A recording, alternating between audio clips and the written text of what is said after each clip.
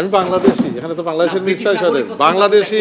I don't think there is anybody that will question my Bangladeshism and my stand. মানে এখানে আসিয়া বাংলাদেশের জন্য কাজ করা মানে তো কোনো সুবিধাভোগী লোক করবে না। এই বিষয়ে আমাদের কোনো ডাউট নেই, কিন্তু নেটিজেনরা গতকালকে যে ঝড় তুলেছে আসলে কোনটা নেটিজেনরা নেটিজেন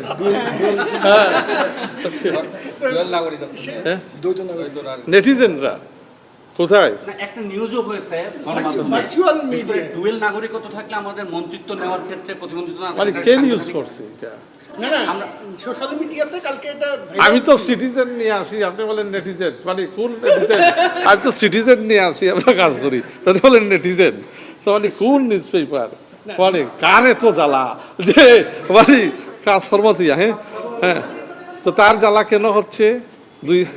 তার কি 2008-এর জ্বালা উঠছে নাকি আবার মঈনুদ্দিন ফখরুদ্দিনের জ্বালা উঠছে তার আবার নাকি? দেশের পক্ষে জোরালো অবস্থান নেওয়া মানুষ সকল, দেশপ্রেমিক মানুষ যারা আছে, দেশের পক্ষে যারা অবস্থান নেয়, এই সমস্ত যারা মিডিয়া আছে, যারা দেশবাসী আছে, রাজনৈতিক নেতৃবৃন্দ আছে, এখন আমরা সবাই মিলে ইনশাল্লাহ এই দেশকে এগিয়ে নিয়ে যাব। Do you have any other substantive work related প্রশ্ন?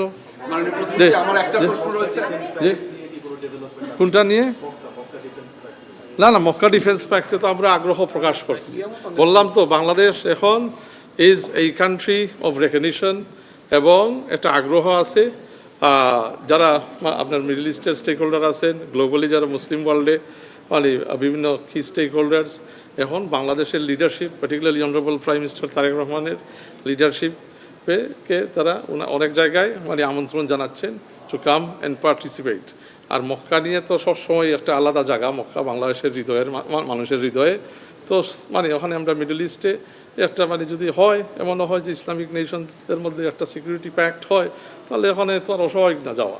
So let's see, it's being viewed positively. Thank you, thank you. না, প্রধানমন্ত্রী বলেছিলেন যে 180 দিনের পরে একটা